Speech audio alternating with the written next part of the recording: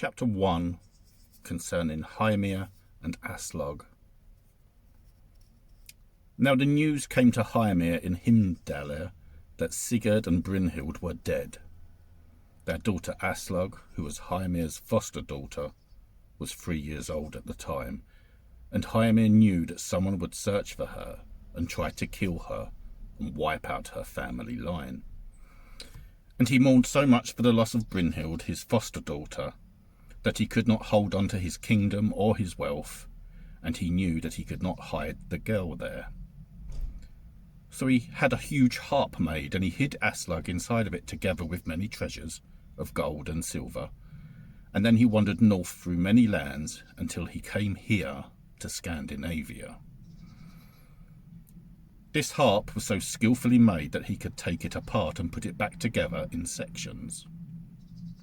During the days when he walked near the wild waterfalls and was far from any farm, Heimir would take the harp apart and wash the girl. And he had a particular onion that he would give her to eat, and this onion had the power that a person could eat it and live, even if no other food was available. And when the girl cried, he would play the harp, and then she would be quiet, because Heimir was skillful at all the arts that were popular in his time. He also kept many precious clothes in the harp with the girl, together with a great deal of gold. And now Heimir travelled until he came to Norway, and entered a little farm there that was called Spangerhide.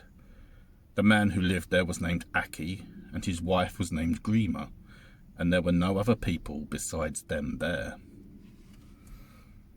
On the day Heimir arrived, the husband had gone into the forest, but the old woman was at home.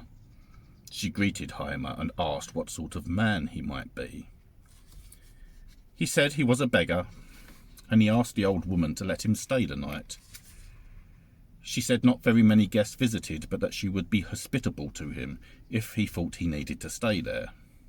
And Heimir said the best hospitality he could hope for on his journey would be if a fire could be started for him, and then if he could be led to the sleeping quarters where he could spend the night. And when the old woman had gotten a fire started, Heimir stood the harp up next to where he sat.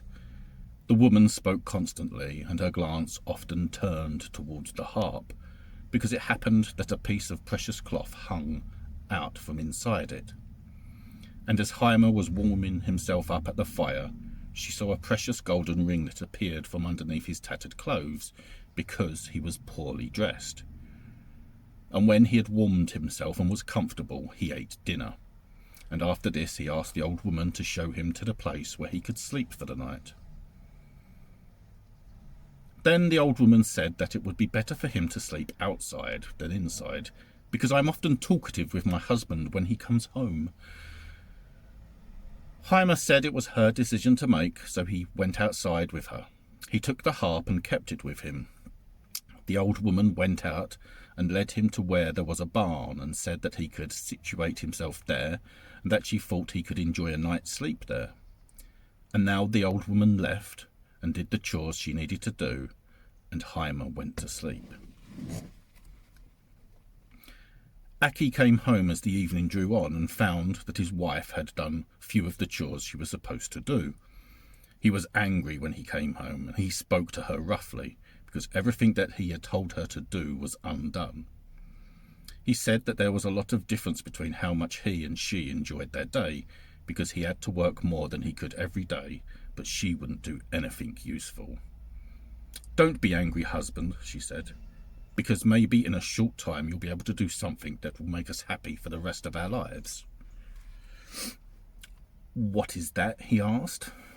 She said, "A man has come here to our house, and I think he's travelling with a great deal of money, and he's getting old. He probably once was a great champion, but now he is very tired. I don't think I've ever seen his equal, but I think he's worn out and sleeping." Then Aki said, "I don't think it's wise to betray the few people who ever come here." Grima said, "You will always be a man of little ambition, because everything seems to be a bigger thing in your eyes than it is. Well, Either you will kill him, or I will marry him, and then he and I will kick you out of here. And I can tell you what he said to me last night, although you won't think well of it. He spoke seductively to me, and I think I'd like to have him for a husband and drive you off or kill you if you don't want to do what I want. And it is told that Aki was easily dominated by his wife, and she kept up her nagging until he gave in, and he took up his axe and sharpened it well. And when he was ready, the woman followed Aki to where Heimir was sleeping, and he was snoring loudly. Then Ragnar told Aki that he should attack him as hard as he could, and then run away quickly because I doubt you can stand his shouting and screaming if he gets his hands on you. Then she grabbed the harp and ran away with it, and he stepped up to the spot where Heimir slept. He hit him hard with the axe, and it was a big wound, and the axe flew out of his hands. Then he ran away as fast as he could. Heimir woke up when he was attacked, and he felt that it was his death blow. And it is said that he made such a loud noise in his final agony that the pillars of the building collapsed, and then the whole building with them, and there was a great earthquake, and in this way his life came to an end. Now Aki came to where Ragnar was and told her that he had killed Heimir. But there was a while when I wasn't sure how it would go, because he was a very great man. But I think he is now in hell. Ragnar said that he deserved thanks for doing this, and I think we have plenty of money now, and will test whether what I said is true. So they started a fire, and Ragnar took the harp and wanted to take it apart. But she knew no other way than to break it because she did not have Heimir's skill. She broke it open, and she saw a very young girl inside of a sort she thought she had never seen, and there was also a large amount of treasure inside the harp with her. Aki said, "Now it's happened like it often does, that one is punished for betraying those who trust him. It looks like we have another mouth to feed on our hands." Ragnar replied, "This is not what I expected, but it's not a bad surprise." She asked the girl what family she was from, but the girl said nothing, as if she had never learned to speak.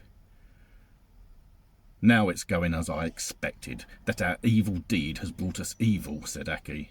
"We have committed a terrible crime, and what are we going to do with this child?" "That's simple," said Ragnar. "She'll be named Kraka, after my mother." Aki said again, "What are we going to do with her?" Ragnar said, "I have a good idea. We'll say she's our daughter, and we'll raise her." "No one will believe it," said Aki. "This child is much better looking than we are, and we are both incredibly ugly. No one will think it's believable that we had a child who looks like this, considering how hideous we both are." Ragnar said, "You don't understand, but I have an idea for how to make it more believable. I'll shave her bald and then put tar and other things in her scalp to keep her hair from growing back, and she'll wear a long hood, and she'll never wear good clothes. Then our looks won't seem so different, and maybe people will think that I was much better looking in my youth. Plus, she'll do all the worst work." Ragnar and Aki thought the girl could not speak, since she never answered them, and they followed Ragnar's plan, and the girl grew up with them in abject poverty.